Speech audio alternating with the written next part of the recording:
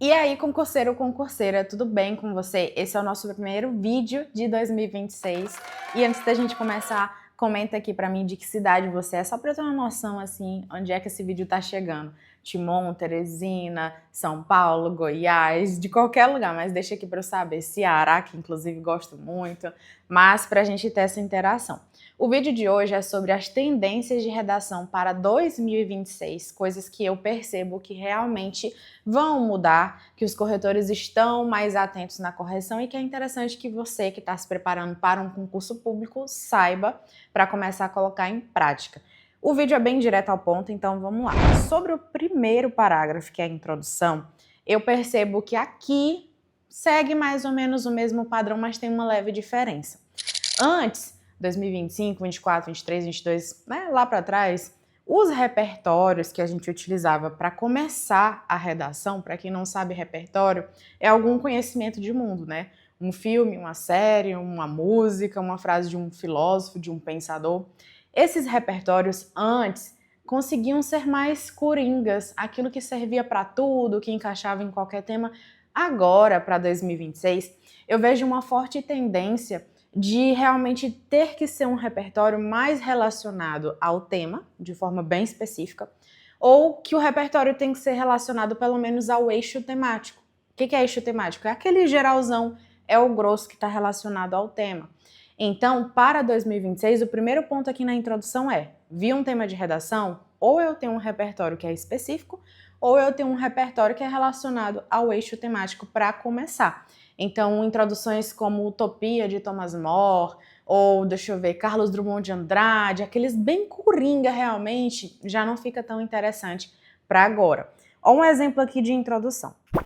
Inspirado pela máxima de Simone de Beauvoir, segundo a qual basta uma crise para que os direitos das mulheres sejam questionados, constata-se que a persistência da violência obstétrica no Brasil materializa essa lógica de violação. Então, o que acontece? Na primeira parte aqui, do parágrafo, nós começamos a introdução com um repertório. Lembra que eu te falei? Toda introdução começa com uma informação, com um conteúdo, com um repertório. Depois, a minha ideia é comparar esse conhecimento com o tema da redação. Então, eu já vou puxando para o tema que é persistência da violência obstétrica no Brasil. Por último, chega um momento na introdução que eu tenho que colocar os meus argumentos. Aqui eu gosto de trabalhar como se fossem os culpados do problema do tema persistir. Isso não muda para 2026, isso aqui continua acontecendo. Então você vem aqui, Nesse sentido, o problema se perpetua pela negligência governamental, que seria o primeiro argumento, o primeiro culpado, que compromete a implementação de protocolos humanizados, uma breve explicação, e pelo silenciamento midiático, aqui já seria o argumento número 2, que reduz a visibilidade das agressões sofridas em ambientes de saúde. Então, o que precisa ter em uma introdução para ela completar nota máxima agora em 2026? Começar com um repertório super específico para o tema ou um repertório relacionado ao eixo temático.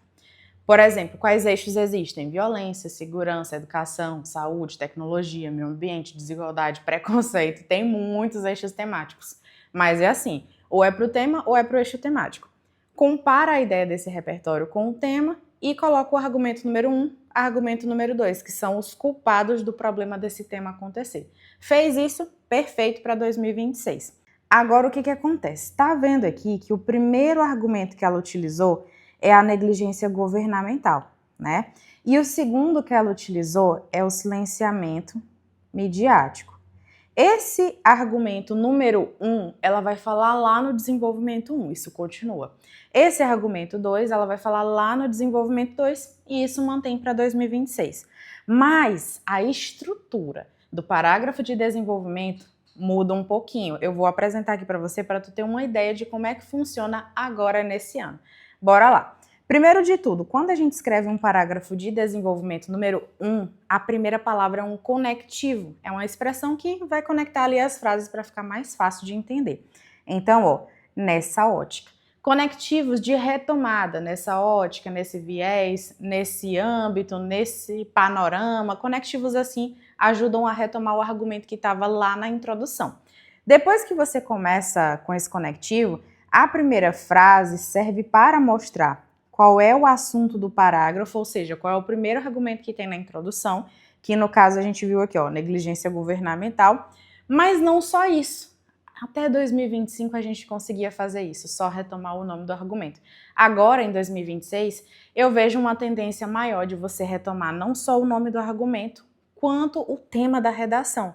Então, vamos lá. Nessa ótica, revela-se fundamental entender o vínculo entre a passividade estatal, olha aqui o nome do argumento número 1, que estava lá na introdução, a passividade estatal e as estratégias para enfrentar a violência obstétrica no país. Isso aqui é o tema da redação.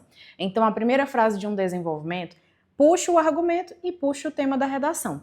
Fez essa primeira parte, vamos para a segunda etapa do desenvolvimento, que é agora o repertório, conhecimento de mundo. Conforme o sociólogo Zygmunt Bauman, a inoperância estatal reflete um estado fragilizado, em que as responsabilidades se diluem e são facilmente descartadas. Agora, olha o truque importante. Qual é o assunto do parágrafo?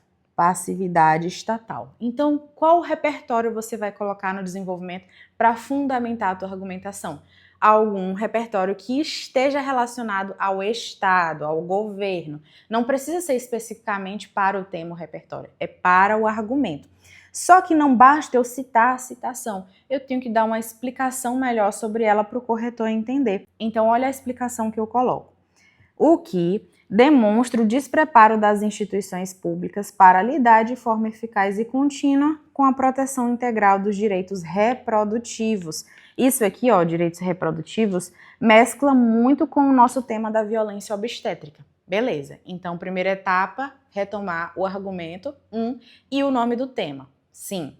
Depois eu vou colocar um repertório relacionado ao meu argumento, que é a passividade estatal. Sim, mas não só colocar o repertório seco, eu trago uma breve explicação sobre ele. Depois disso, agora eu vou entrando mais na argumentação. Primeira etapa que eu gosto de fazer é já dar um exemplo específico para aquele tema de redação. Qual é o exemplo aqui que a gente poderia colocar? Deixa eu te mostrar. Prova disso é a ausência de fiscalização consistente nos hospitais e maternidades. Pronto, coloquei um exemplo mais específico para o tema, o corretor já vê que eu estou ali entrando na questão do meu tema, que eu não estou fugindo, que eu sei o que é que se trata. Aí, quando eu coloco esse exemplo, depois eu continuo com a minha crítica. Crítica a quem? Crítica ao governo, já que é o assunto do parágrafo.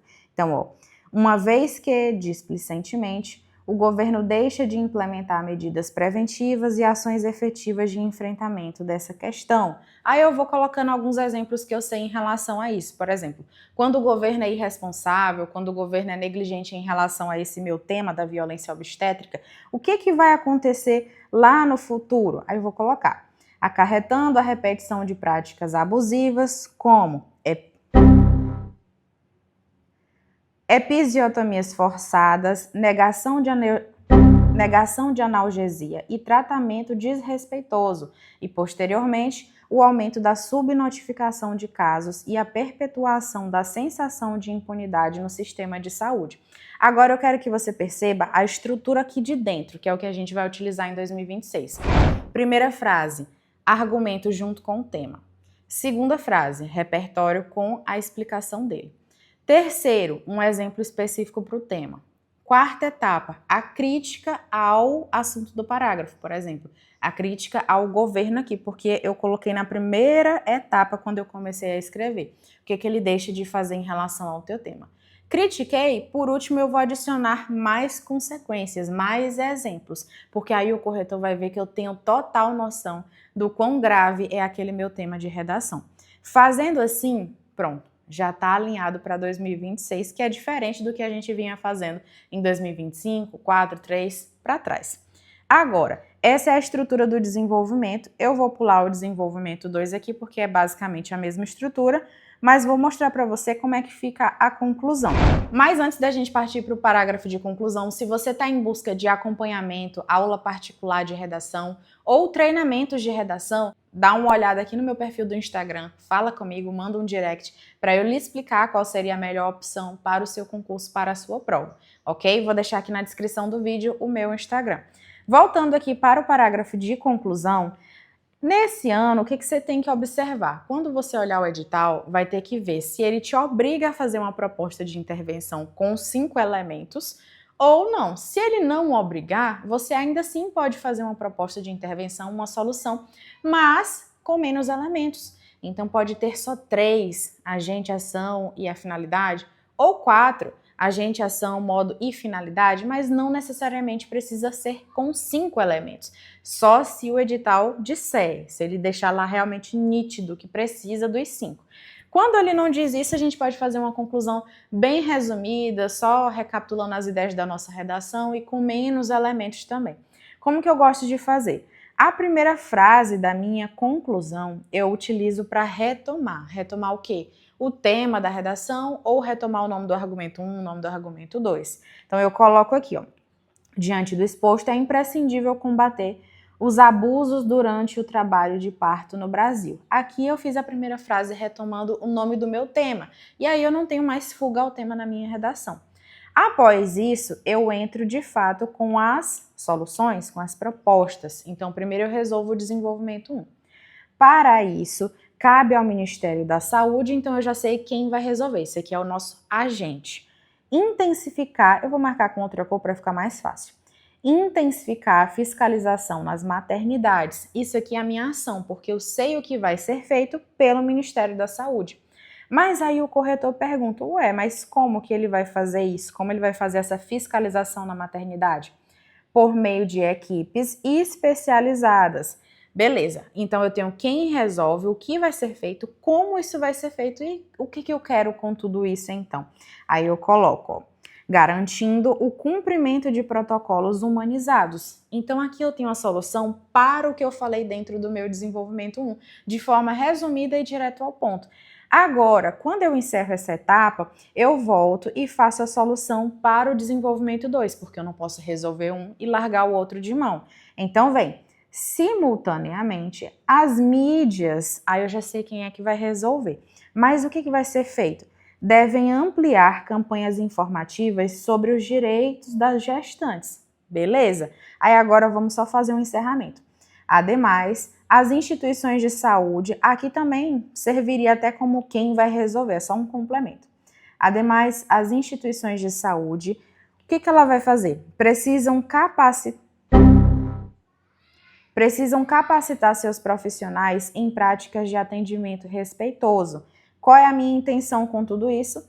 Assegurando um parto digno e livre de abusos. Aqui eu fiz uma proposta que contempla tudo o que eu falei dentro do desenvolvimento 1 e dentro do desenvolvimento 2. Não é uma forma rígida de você elaborar o seu último parágrafo, mas é uma ideia de como estruturar. Então, em 2026, qual é a mudança principal? É mais no parágrafo de desenvolvimento, porque aqui a gente tem que ter profundidade, mostrar que aquilo realmente é grave, que aquilo é sério. Antes, um desenvolvimento mais resumidozinho ali ainda passava. Hoje em dia, tem muito corretor que não está mais aceitando e quer mais exemplo, quer mais consequência, quer profundidade dentro da argumentação. E aí, para isso, você precisa seguir essa estrutura que eu mostrei aqui. Então, se você gostou desse jeito de fazer redação e quer aprender realmente passo a passo, tá? Isso aqui é só 10% dentro do que você aprenderia comigo dentro da mentoria ou dos meus treinamentos, cursos, intensivo e tudo mais. Então, não deixa de dar uma olhada lá no meu Instagram para você conhecer mais sobre o meu trabalho. E feliz 2026 para você, que seja o ano da sua aprovação. Fique aqui comigo e até o nosso próximo vídeo.